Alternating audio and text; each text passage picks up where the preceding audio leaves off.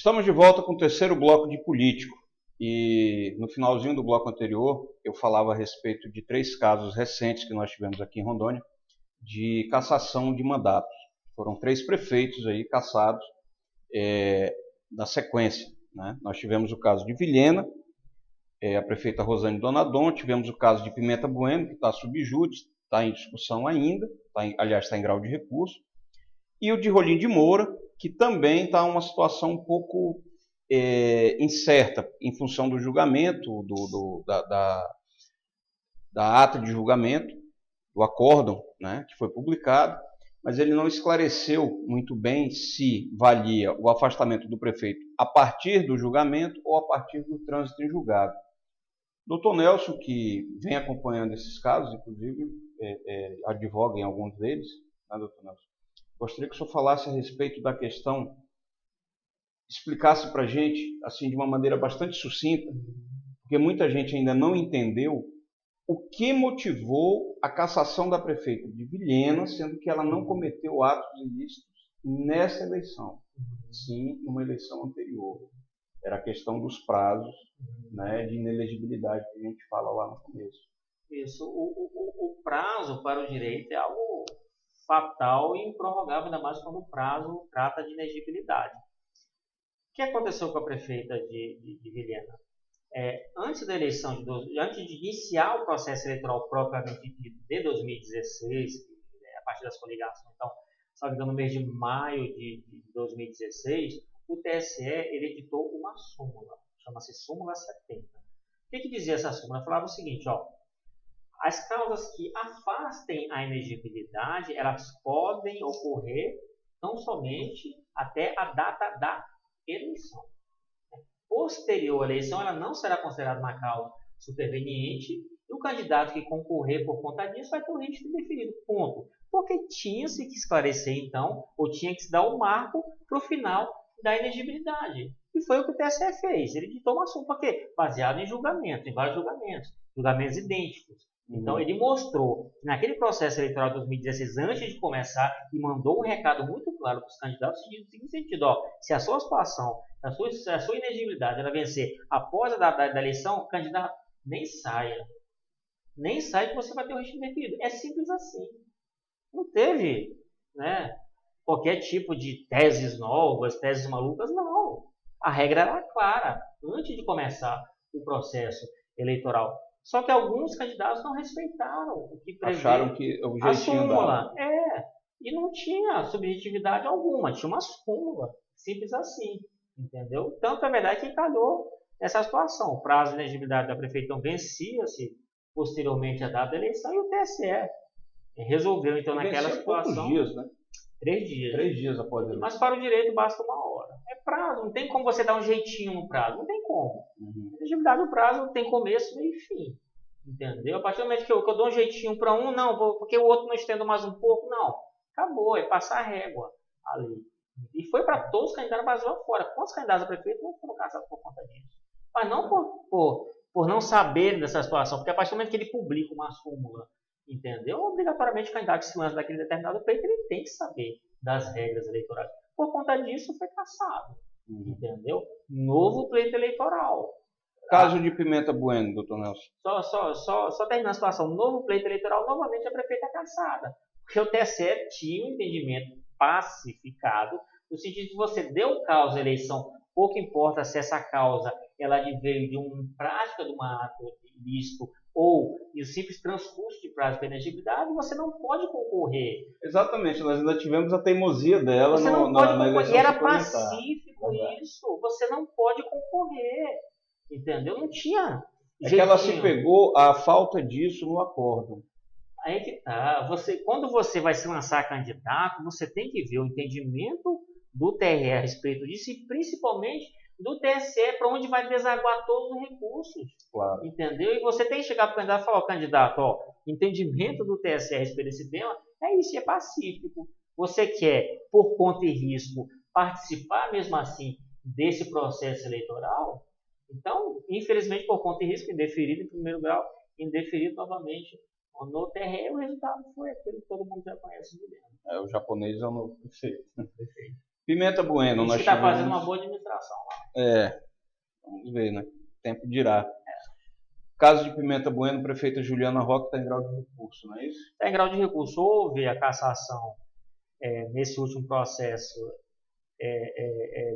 aliás, desculpa, nesse último processo houve de fato a cassação em primeiro grau, né? O TRE, por maioria de votos, foi uma decisão muito apertada, empatou na realidade 3-3 para quem tinha direito de voto, porque a composição do TRE é composta por 7 membros, então 6 membros mais o presidente, são 7, e o presidente ele só vota em situações específicas, como no caso da Juliana. Como houve um empate da votação, ou seja, 3 jogadores consideraram então que ela merecia absolvição e 3 consideraram que ela merecia a cassação, permanecer a cassação, o presidente então deu aquele voto que a gente chama de voto de Minerva para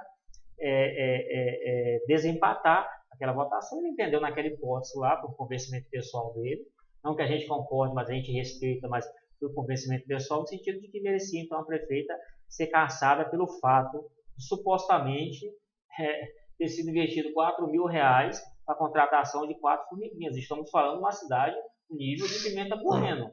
Eu não posso aceitar como profissional, tanta verdade que a gente já propôs o recurso adequado, eu não posso considerar que investimento de R$4.000, que representa algo em torno de 12% do que a prefeita gastou, entendeu? Com um abuso de poder econômico. Eu estou falando isso com base no entendimento da jurisprudência passiva do TSE. O TSE entende que o que é abuso de poder econômico? É quando você pega uma grande gama de recurso, investe de maneira devida na campanha.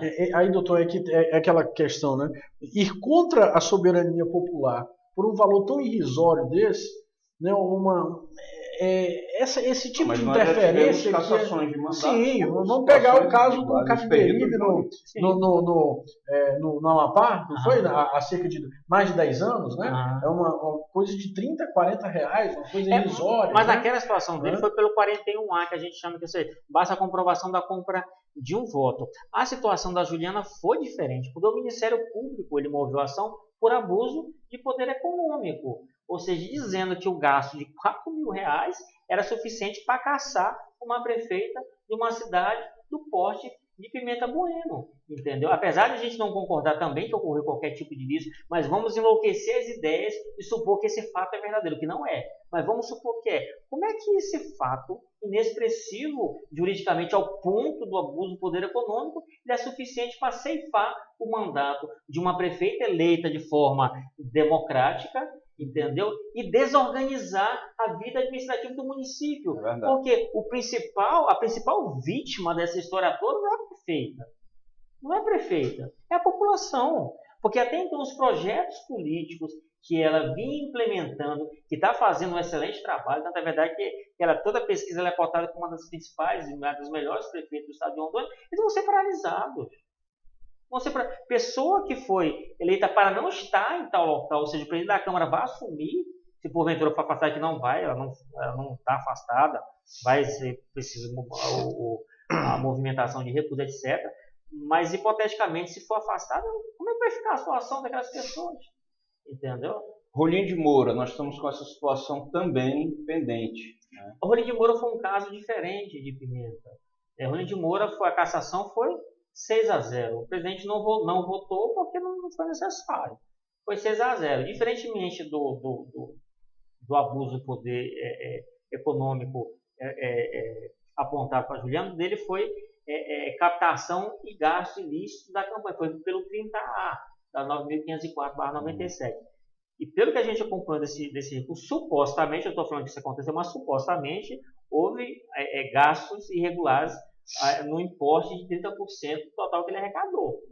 Né? Se esse fato é verdadeiro ou não, não sei. O TRE entende que sim. Aí cabe a ele promover um recurso, então, para o TSE e tentar reverter essa situação.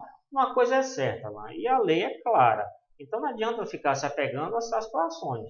Entendeu? Recurso especial ele é desprovido de efeito suspensivo.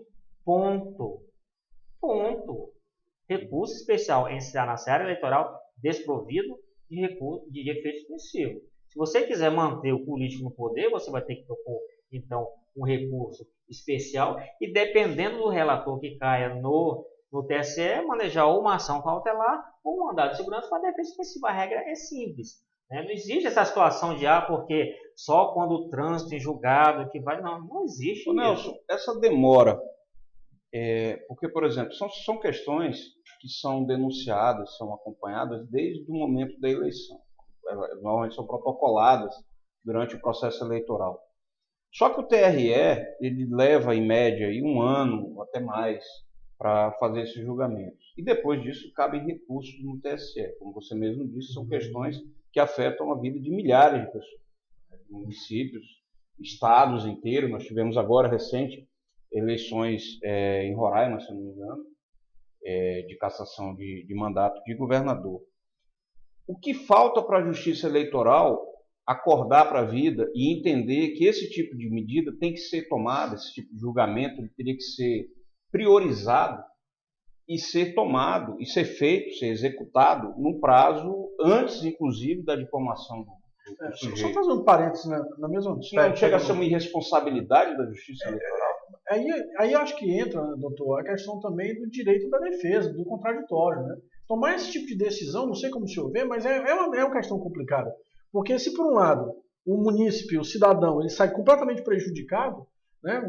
3 anos passa um prefeito, o outro governa só 1 ano, último ano. Máquina administrativa, mas como fazer isso antes, sem dar direito ao contraditório? Como é que é esse dilema, essa equação? Eu discordo de você quando fala da Justiça Eleitoral. A gente está trabalhando há bastante tempo e tem como parâmetro a Justiça Federal, a Justiça Estadual daqui. Entendeu? A Justiça Eleitoral, principalmente do Estado de Rondônia, é a mais célere. Ele é super sério, ao ponto de, por menos de 1 ano e meio, está sendo julgado recursos pelo próprio TRE. Ou seja, lá atrás houve toda uma instrução, perícias, oitiva de testemunha, respeitado os prazos que o professor falou. Não era o caso de reduzir isso? Não há como, já é super reduzido. Para você ter ideia, quando há as impugnações, por exemplo, de candidatura, o prazo para você apresentar a defesa em sede de impugnação de candidatura é 7 dias. Em sede de ação de abuso de poder são 5 dias. 5 dias corridos. 5 dias corridos. Ao ponto que na justiça comum são 15 dias para você apresentar contestação. Conta-se a partir do município civil, né? Somente os dias úteis, e se tiver vários litisconsortes passivos lá, o prazo dobra. Entendeu? Então os prazos são super reduzidos. E quem é acostumado a trabalhar na Justiça Eleitoral sabe o quanto é pesado, principalmente para o advogado, fazer a defesa, porque muitas vezes são ações pesadíssimas, entendeu? Recheadas de cautelares, provas e por aí vai. Você tem um curto prazo para analisar toda a matéria, criar uma tese e escrever, colocar na ponta do lápis. Representações por propaganda eleitoral, você tem o quê? O prazo de 24 horas para apresentar, 48 horas para apresentar a defesa. Entendeu? Os prazos da Justiça Eleitoral são curtíssimos. E se está falando ainda de magistrados que, além de estar presentes na Justiça Eleitoral, exercendo a função, a jurisdição eleitoral, ao mesmo tempo estão exercendo jurisdição na Justiça Estadual. Isso estou falando das normas eleitorais. E não seria o caso de se criar, então, uma magistratura própria para a Justiça Eleitoral? Na nossa Constituição, não agilizaria. É porque as demandas maiores, com certeza, ela ocorrem no período eleitoral, por mais que na entre-safra, que a gente chama, que é fora do período eleitoral, as demandas diminuem, não justifica você ter propriamente um pensamento pessoal meu, da forma como funciona, e da forma como na minha concepção, é célere. Por que o TSE costuma, por exemplo, nessa situação da prefeita Juliana, em que houve divergência de julgamento, voto favorável a ela, conceder liminares?